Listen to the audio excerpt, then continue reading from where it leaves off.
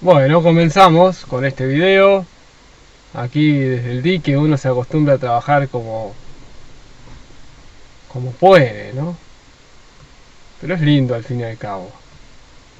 Entonces, vamos a hablar de lealtades familiares, que son los nuevos temas que estamos trabajando en la Escuela de Codificación Integradora. Vamos a empezar con la definición de lealtad.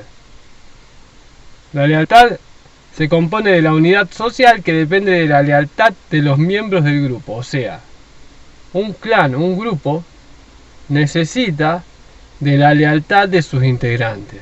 O sea, tener los pensamientos y las motivaciones de sus integrantes. Eso garantiza la cohesión del grupo y la existencia del grupo. Por lo tanto, el individuo, para pertenecer a un grupo, debe procrastinar sus motivaciones individuales. Básicamente es eso.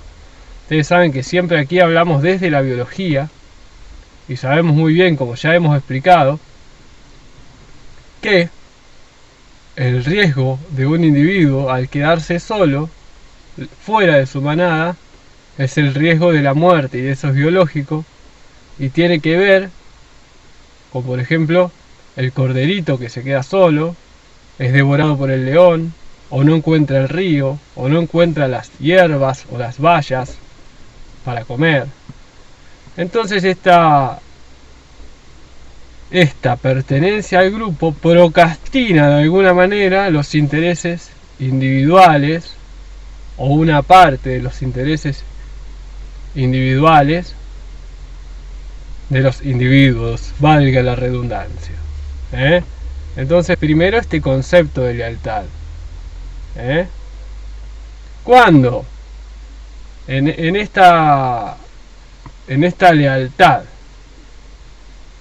se está, digamos, en equilibrio, se habla de equilibrio de los méritos y las deudas familiares, según Anselin Sussenberger. Cuando en cambio alguien pone su lealtad en un grupo, pero este grupo no administra la justicia de manera correcta, para decirlo de alguna manera, hay una deuda en el libro de las deudas de los clanes, por ejemplo, y esas deudas pasan de generación en generación. Este es el concepto fundamental.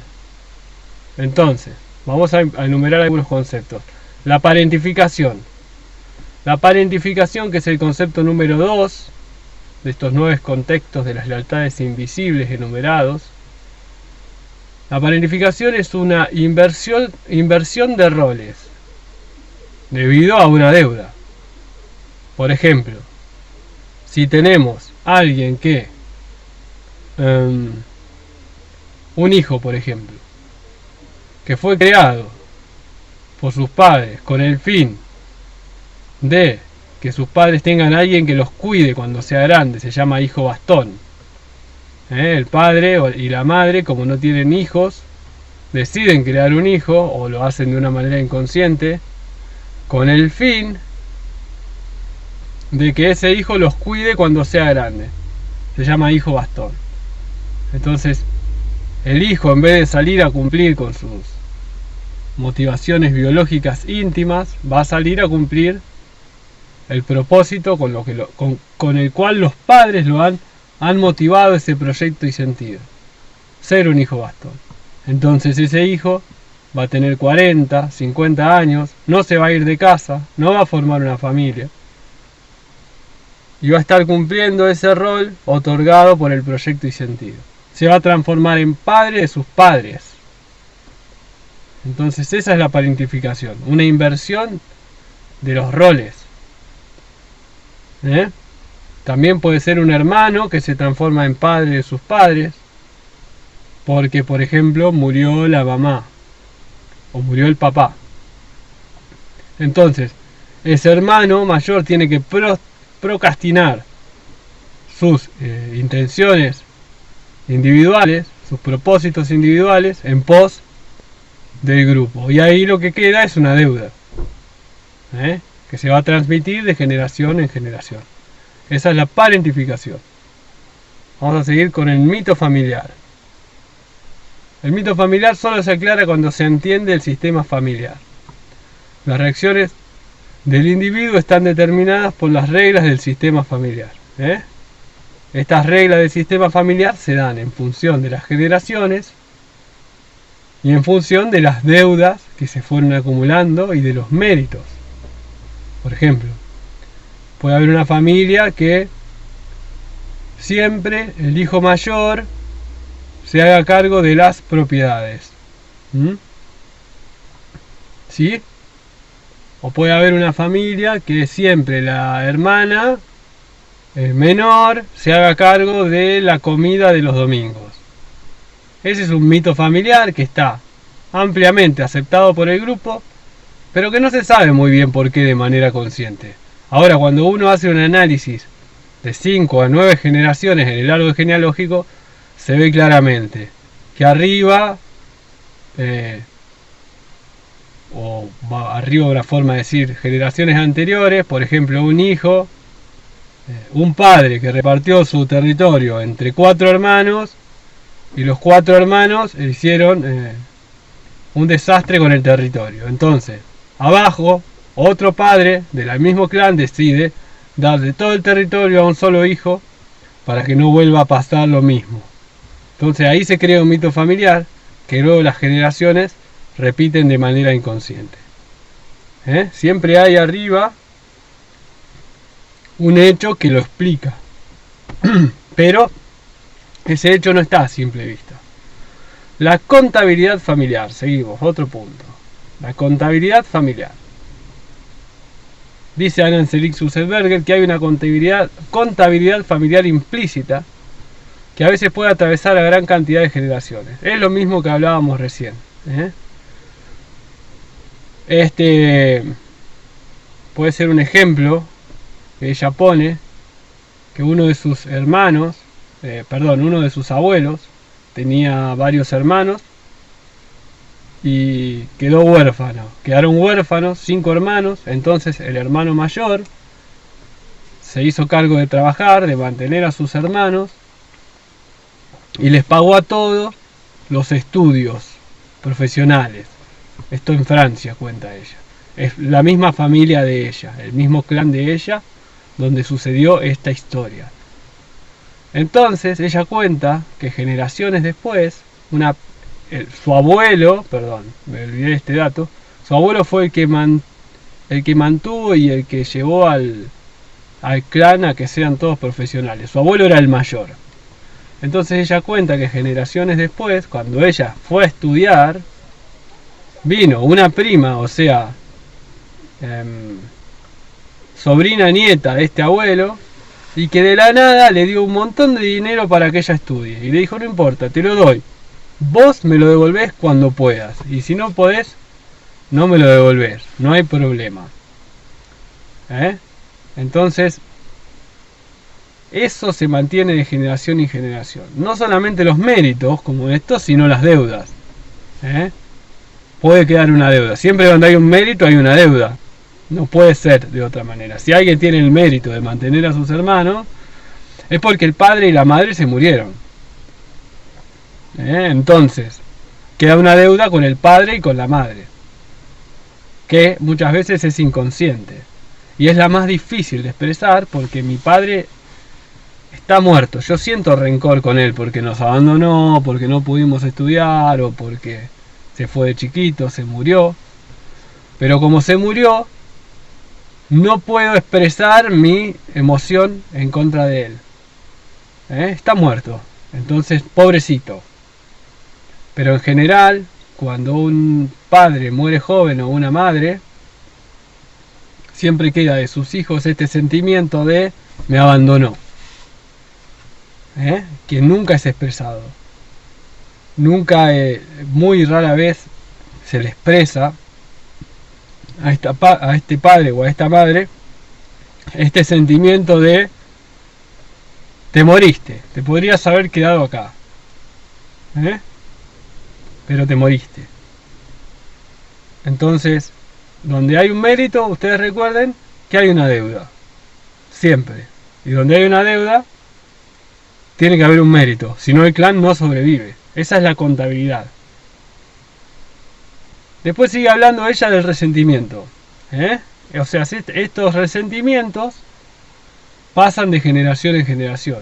Y como la biología va repitiendo todo lo que generó vida, va evitando todo lo que generó muerte, ¿qué va a pasar en este clan? En este clan generalmente va a haber padres ausentes, porque el inconsciente biológico va a determinar y va a decir, mira, allá arriba los hermanos se criaron sin padres, fueron todos profesionales, hay 37 nietos, hay 40 bisnietos, son todos profesionales, todos vivieron 80 años, 90. Así que en este clan es mejor que no haya padres, o que haya padres ausentes. Entonces ese clan va a crear padres abandónicos y va a crear padres abandónicos. Y ahí va a haber un resentimiento, ¿no? Una injusticia. Mi papá no está, mi papá no está, mi papá no está, el papá del abuelo tampoco estuvo. Una injusticia con los hombres. Esto puede llevar a feminismo, por ejemplo, a odio hacia los hombres. Entonces, pero en realidad arriba, que no haya padre fue una solución biológica que ahora el inconsciente repite. Y como no tenemos ese registro, simplemente en estas generaciones de abajo lo que podemos ver es que el padre no está. Muchas veces eso lo vemos en padres que de golpe se van a los 5 años del niño, del hijo, desaparecen, y resulta que a los 5 años del padre, el padre del padre le empezó a pegar. Le empezó a pegar cuando tenía 5 años. Entonces este hijo, cuando su hijo tiene 5 años, se va. Porque la biología está evitando ese sufrimiento. Se llama amor biológico. Eso se lo debo a Pablo Almazán. Eso lo aprendí leyendo a Pablo Almazán. Entonces ahora estamos con Anna Selin Susenberger. El resentimiento, ¿no? Hay otro que se llama, sigue con la injusticia del destino, que es algo similar. La injusticia se vive también respecto de la desigualdad del destino. Yo tengo mi papá, yo no tengo papá y mi prima sí. Yo no tuve, bueno, etcétera, ¿no?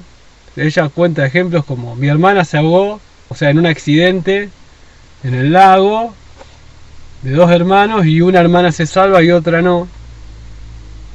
Entonces, siempre donde hay una injusticia del destino, también hay lo que se llama, según Anna Selin Susenberger, una culpabilidad del superviviente. Siempre por complementariedad, por yin y yang.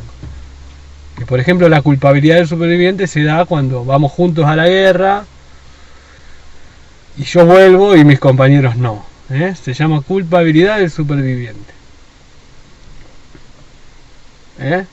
Seguimos con el espanto transgeneracional. ¿Qué tiene que ver con esto también? Por ejemplo, cuando un soldado ve como todos sus compañeros se mueren, ella lo llama traumatismo de bala de cañón. Cuando está muy pegado a la muerte, muy cerca de la muerte, un soldado, por ejemplo, y todos los miembros del batallón mueren y el soldado no, pero él está con la muerte en la cara, entonces se genera lo que se llama traumatismo de bala de cañón. Ese ser puede borrar su memoria, puede tener pesadillas nocturnas, pero además se va a transmitir a las próximas generaciones. Y no solo a la siguiente o a la posterior, sino se puede transmitir hasta 9 generaciones ese sueño y tener de golpe a alguien que tenga pesadillas nocturnas. Se llama traumatismo de bala de cañón. Y queda en el mérito de las deudas. Es un mérito haber sobrevivido, pero una deuda con todos los que murieron. Fíjense siempre esta dicotomía, deuda, mérito. Es importante eso. Después ella algo que llama lo que no es justo, la injusticia, sigue con la injusticia. Fíjense que siempre habla de justicia porque tiene que ver con la deuda y con los méritos. No es justo, son estas situaciones que no tienen reparación. Un accidente, una violación, no tienen reparación en el sentido de que no hay reparación. O sea, no hay manera de resarcir la deuda. Es una deuda constante, no hay manera de pagarla. Entonces eso sí que pasa de generación en generación, en generación, en generación. Es una deuda impagable, ¿no? Entonces son esas deudas impagables. Esto también puede estar a nivel de no solo de clanes, sino de naciones, genocidios. Esos típicos genocidios y guerras que pasan años y años, incluso milenios, y se sigue reivindicando esa injusticia vivida, ¿no? Ni hablar del genocidio armenio, ni hablar del genocidio del Holocausto, pero también hay reivindicaciones que se hacen en nombre de batallas y de masacres cometidas hace 1000 o 1500 años atrás, sobre todo en el Islam, los chinos. El Islam todavía sigue reclamando, por ejemplo,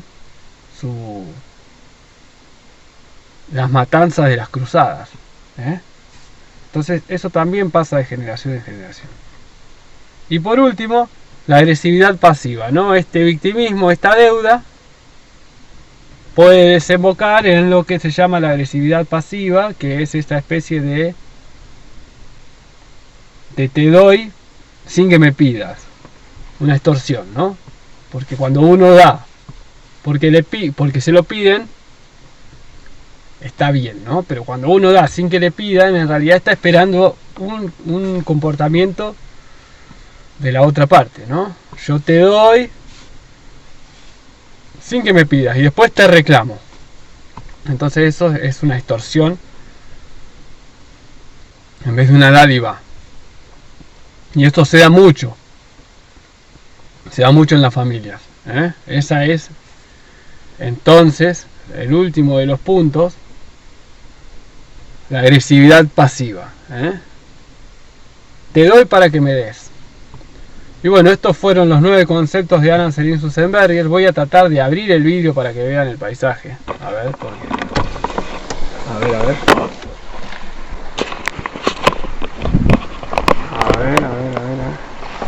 Ahí está. Nos vamos con esta imagen maravillosa de fondo. Y nos vemos la próxima.